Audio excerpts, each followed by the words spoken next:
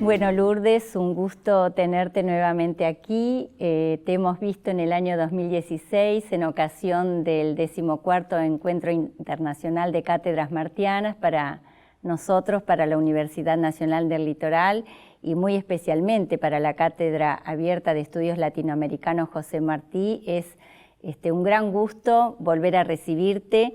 Esta invitación hacia ti tiene que ver con los 100 años de la UNL y bueno, es todo un honor para la Cátedra Abierta José Martí tenerte nuevamente aquí en Santa Fe. Muchas gracias, el honor es mío de estar en esta universidad y en la Cátedra Abierta relacionada con el pensamiento de José Martí, donde cada vez que uno viene aprende. Bueno, justamente, ya que estamos hablando de aprender, me gustaría que nos contaras respecto de la edición o las sucesivas ediciones de las obras completas de José Martí. Bueno, José Martí es uno de los escritores, el héroe nacional de Cuba, y uno de los escritores más importantes dentro del campo de la literatura y de la política cubana. Martí en vida solo ha publicado, bueno, solo no porque ha publicado mucho. Sí. Era periodista y como periodista era conocido en toda América Latina porque desde Nueva York escribía para diferentes periódicos como La Nación de Buenos Aires, el Partido Liberal de México, La Opinión Nacional de Caracas. De él, Sarmiento en un momento dijo que nadie en español tenía los bramidos de la prosa de Martí, y entonces se conocía a José Martí el periodista. Él escribió Ismaelillo y versos sencillos y cuidó hasta los más mínimos detalles, pero tenía pudor de publicar su poesía, que para él era la sinceridad de su alma. Y no publicó más ningún libro de versos y estos libros de versos los distribuyó entre amigos. Nunca vendió un ejemplar. Cuando va para la guerra, el secretario del Partido Revolucionario Cubano, que es un hombre muy joven, Gonzalo de Quesada y Aróstegui, le pide que organice sus papeles para poderlos publicar. Y Martí le escribe una carta diciéndole que si él muere en la guerra, que puede publicar su obra y le explica cómo debe publicarla y qué textos debe publicar y que se debe publicar para recaudar fondos para la independencia de Cuba. Una vez muerto en combate y la guerra finalizada, Gonzalo de Quesada se da a la tarea de publicar las obras de Martí. Él trabaja como cónsul cubano en Alemania y desde Alemania y por esfuerzo propio comienza a escribir cartas a la madre de Martí, a la esposa, a las amistades, de que le envíen todos los escritos, que conserven y todas las cartas escritas del puño y letra de Martí. Una anécdota simpática. ¿Cómo no? La primera carta que Martí escribe, siendo un niño, se publica y la madre pide que le eliminen una frase de la carta. Y la frase está referida a que Martí tiene unos gallos de pelea. De manera que la imagen que se dé no es de un niño que esté jugando con gallos. Así comienza Gonzalo de Quesada desde Alemania a hacer los libros y comienza a imprimirlos. No tiene mucha aceptación. Él esperaba que lo ayudaran a financiar la impresión. Esto no ocurrió. Más bien fue todo una especie de revuelo de por qué Gonzalo de Quesada iba a publicar a Martí. Sí, Martí no era privativo de Gonzalo de Quesada. Y Néstor Carbonell, que es otro de las amistades que tienen, que también va a trabajar como cónsul de Cuba, pero en Argentina, se da la tarea desde Argentina a recopilar las obras de Martí y publicarlas. Este hombre va a los archivos del periódico de La Nación. Así es. Y con mucha paciencia, en unas libretas grandes que están en la biblioteca del Centro de Estudios Martianos, comienza a copiar, en los momentos que le deja libre el consulado, todos los artículos que Martí escribió para luego publicarlos. Artículos que, por supuesto, después de una jornada de trabajo, muchas veces hay saltos de línea y puede que no se entiendan bien porque faltan palabras. Es una característica que tiene. Y bueno, antes de 1920 tenemos 2 obras completas de Martí, ninguna de las 2 publicadas en La Habana. Una desde Alemania, otra desde Argentina. No es hasta mucho después, sobre los años 30, que el hijo de Gonzalo de Quesada y Aróstegui, que tiene el mismo nombre que el padre, Gonzalo de Quesada, pero Miranda, se empeña en hacer una edición mayor de las obras de Martí y han aparecido muchos textos nuevos. Entonces publica por la editorial Trópico, que es una editorial cubana, una nueva colección de las obras de Martí en 70 tomos. Son tomos pequeños, de pocas páginas, pero que recopilan todo lo que hay. En los años 30 se termina de publicar en los años 40. Ajá. Luego damos un salto hacia la década del 60. Del 50. Ah, del 50. Sí, porque Martí, para todos los políticos cubanos, va a ser una especie de plataforma programática. Uh-huh. Y tiene mucha importancia en el campo de la política, pero en el campo de la cultura también, porque se forja cuando la guerra se acaba, que está el periodo de la intervención, el gobierno norteamericano se lleva toda una serie de estudiantes para Estados Unidos, para Harvard, y para formarlos como docentes. Cuando regresan a Cuba, regresan con un sentimiento patriótico muy consolidado y lo primero que hacen en las escuelas primarias, tanto las urbanas como las escuelas de campo, es enseñar a José Martí, enseñar la poesía de José Martí, enseñar los discursos de Martí, y por ley en cada pueblo, en cada ciudad iba a haber una calle que se llamara José Martí y un busto al que se le llevaran flores. Entonces el año 1953 es el año del centenario de Martí. Uh-huh. Y hay muchos libros, es el año en que hay coloquios, congresos y muchas celebraciones. Y una de las celebraciones es la reedición de estas obras completas que van a estar reeditadas en 4 tomos, 4 grandes tomos en una edición popular de una larga tirada y en 2 tomos de una edición de lujo. Bien. Sí, en estos momentos ustedes desde el Centro de Estudios Martianos han asumido un gran desafío, ¿no es cierto? Bueno, tal vez nos puedes contar acerca de esto, porque además aprovecho la oportunidad, porque en su momento, cuando ya has venido a Argentina, has traído todos los tomos publicados hasta ese momento, así que nuestra biblioteca tiene estos tomos que son más de 20, van por el tomo 30 en estos momentos, pero la verdad que ha sido todo un esfuerzo para ustedes traerlo especialmente para ti, ¿no? Así que lo agradecemos, aprovechamos. Gracias. Bueno, en los años 60 se crea la Editorial Nacional de Cuba y se piensa hacer una edición crítica de la obra de José Martí. Pero a quien se le encargan, que va a ser a Juan Marinello, un intelectual cubano, dice que es una tarea demasiado grande para emprenderla en esos momentos y que es necesario divulgar a Martí en todos los rincones de la isla y más allá.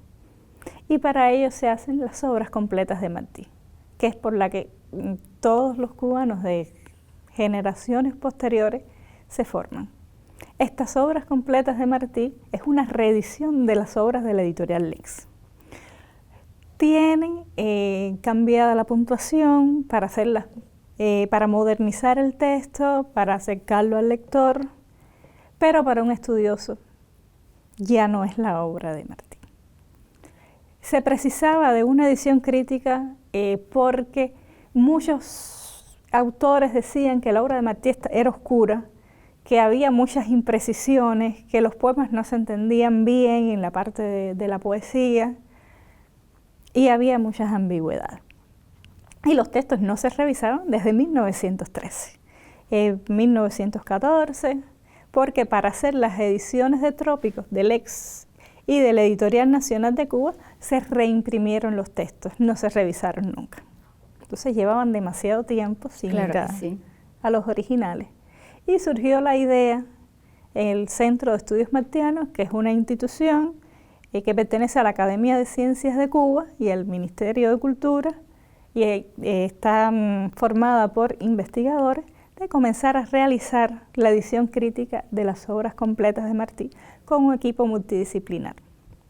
La primera tarea consistió en buscar los originales, ir a los archivos, localizarlos y transcribirlos. Ya desde las primeras transcripciones se vio que había muchos errores, que había saltos de línea, palabras cambiadas por otras. En fin, las primeras ediciones no fueron realizadas por alguien que su labor era ser editor. Ni siquiera era graduado de filosofía y letras, sino eran abogados, que lo hacían con mucho cariño, pero sin las herramientas necesarias. Entonces ya el equipo contaba con las herramientas, con editores, investigadores, historiadores, filósofos, hasta psicólogos tenían, y se comenzó una obra que pensó se iba a tener 42 tomos como una especie de símbolo de los años que vivió José Martí. Pero realmente va por el tomo 30 y falta la obra más voluminosa. Claro, van por el año 1891. No, para nada. 1889. 88.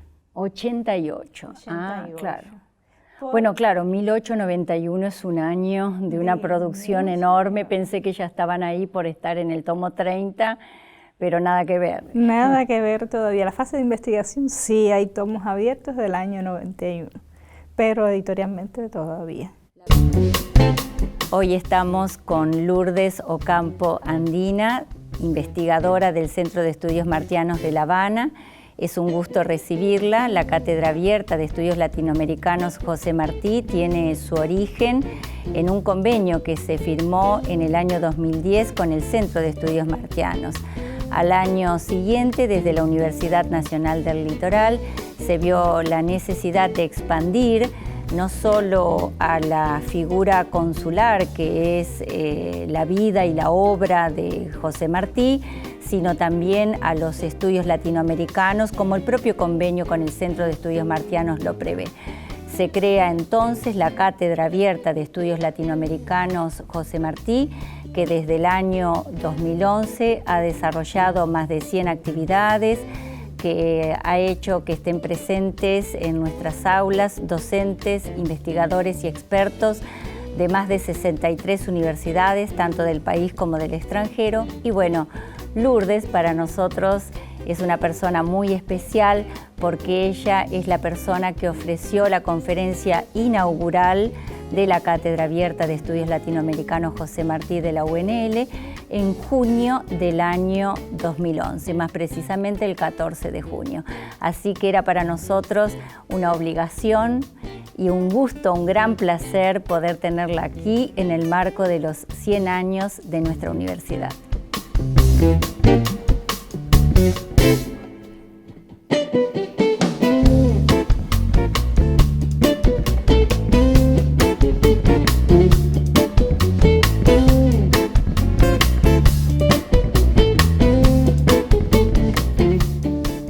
estoy participando en las actividades de la Cátedra José Martí con el objetivo de divulgar el pensamiento y la obra de este escritor y pensador y político cubano, que resulta fundamental para los estudios de la cultura latinoamericana.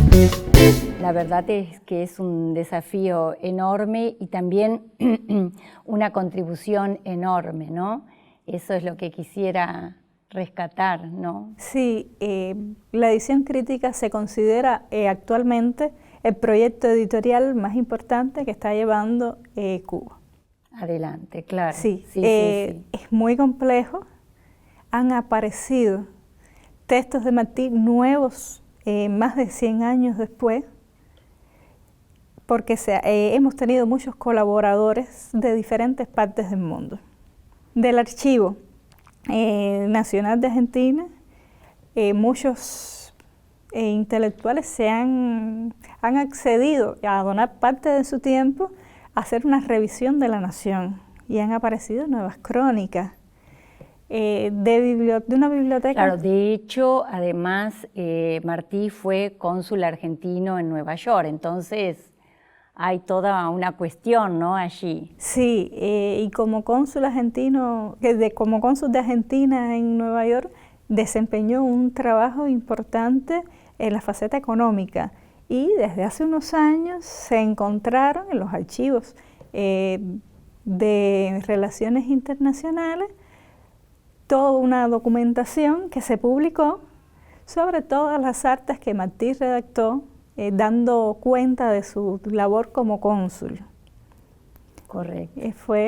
Y mantuvo siempre una relación muy estrecha con Argentina, porque desde muy joven comenzó a colaborar para la Nación, y colaboró durante muchísimos años como cronista desde Nueva York, llevando una visión de un latinoamericano, una visión diferente de una ciudad que era la representación del progreso. Sí, así es. Y de hecho, en estos momentos las crónicas martianas son muy estudiadas, ¿no es cierto? Son, sí, por así decirlo, los géneros que en estos momentos están como siendo abordados, y con abordajes diferentes, innovadores realmente. Tú nombras a Martí, y nombrar a Martí es nombrar a Latinoamérica. O sea, la recepción de la obra martiana tiene que ver con tejer esa trama, esa red de discursos que se replican y que se difunden. Es decir, uno no puede pensar en Martí y no pensar en su perspectiva, en su visión latinoamericana. Bueno, ¿qué nos podrías decir de todo esto? Bueno, Martí, hijo de españoles, fue formado en los valores de la búsqueda de una identidad nacional cubana, pero como muy joven tiene que salir de Cuba y marcha a España, y después comienza su periplo por México, Guatemala y Venezuela. Y llega a conocer toda la realidad latinoamericana, y comienza a buscar qué son los factores de esa identidad. El primer encuentro con América lo tiene en México, y en México trabaja como periodista. Pero Martí amaba el teatro y amaba la literatura. Y no solo va a ser periodista, sino que también va a hacer teatro. Y en estos momentos en México hay una corriente al cargo del teatro que están buscando un teatro nacional y están buscando una literatura propia. Y comienza Martí a estudiar qué cosa puede ser esa literatura propia y ese teatro propio. Pero no es hasta que llega a Venezuela donde se halla a sí mismo y halla su propio lenguaje de expresión. Y escribe una revista que había proyectado en Guatemala y no pudo llevarla a cabo, pero en Venezuela sí. Y una revista que está encaminada a poner en valor ante Estados Unidos, ante el mundo europeo, América Latina, que es la Revista Venezolana. Y ahí escribe El carácter de la revista venezolana, que es un texto fundamental, fundacional del modernismo hispanoamericano, que describe los tiempos como una época de reenquiciamiento, la llama él, y de remolde.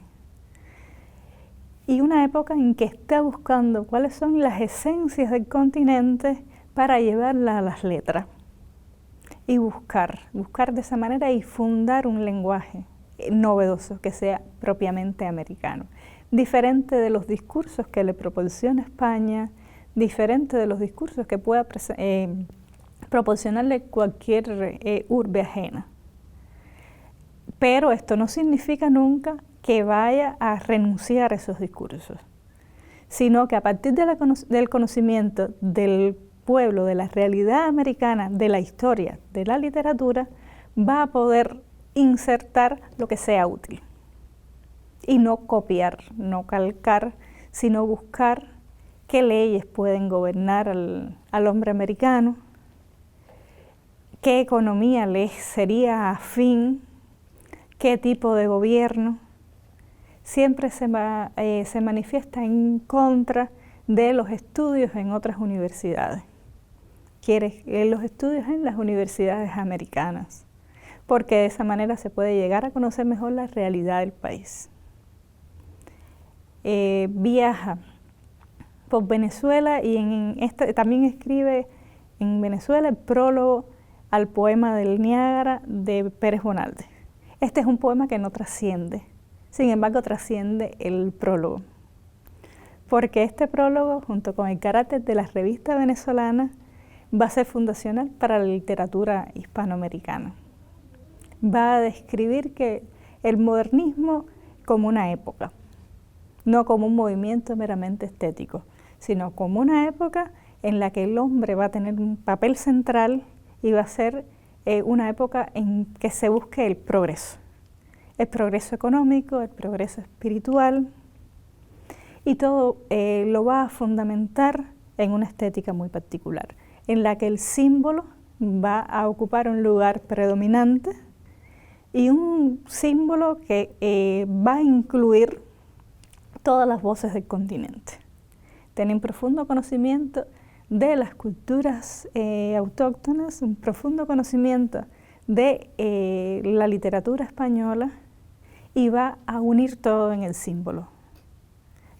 No lo va a mezclar, sino que van a coexistir, como en América, que es un mosaico de muchas personas que conviven y que piensan diferente.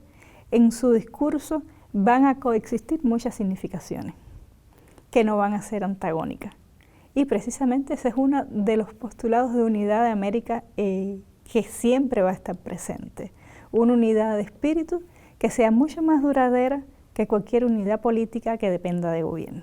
Sí, justamente recién hablábamos de la situación actual en Ecuador, en Venezuela, en Chile, en Bolivia en estos días, y tú nos comentabas esto, ¿no es cierto?, que la reflexión en todo caso desde una perspectiva martiana no tendría que ver tanto con las cuestiones políticas como esta cuestión de una unión en lo espiritual, en lo cultural, que no tiene que ver con estas contingencias, digamos, ¿no?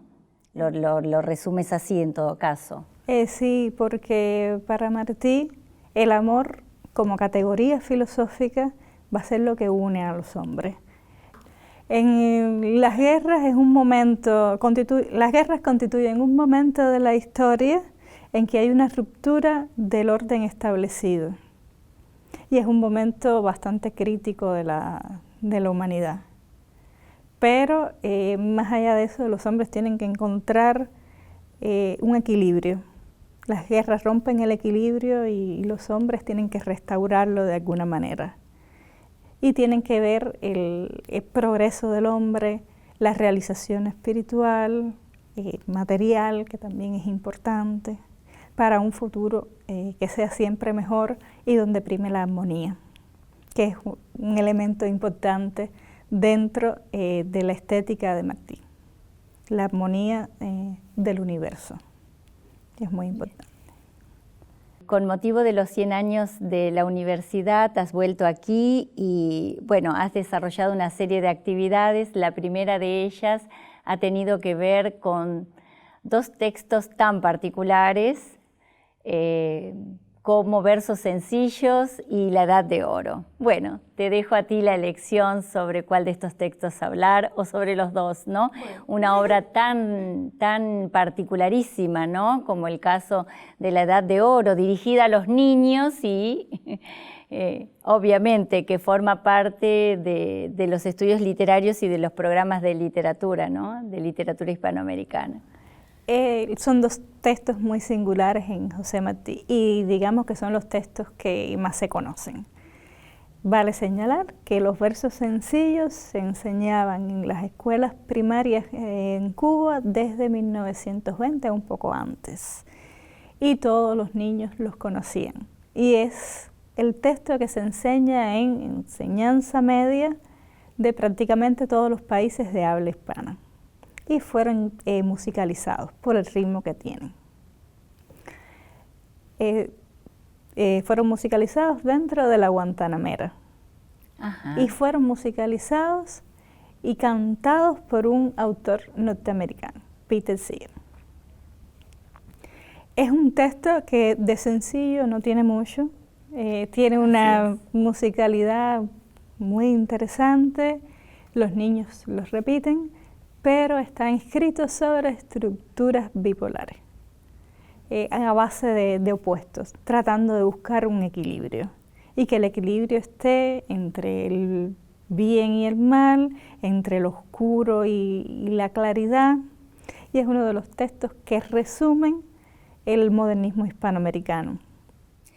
Estas oposiciones, Lourdes, que de alguna manera atraviesan nuestro sistema perceptual occidental y que también atraviesan toda la literatura hispanoamericana, pero que en el proyecto martiano tiene una resolución absolutamente particular, ¿no? Sí, tiene una resolución particular porque son opuestos que va a tomar del romancero español tradicional y se encuentran las fuentes de una manera bastante fácil, pero va a superar el romancero español que tiene unas voces anónimas para integrarlo al hombre moderno y al proyecto de modernidad.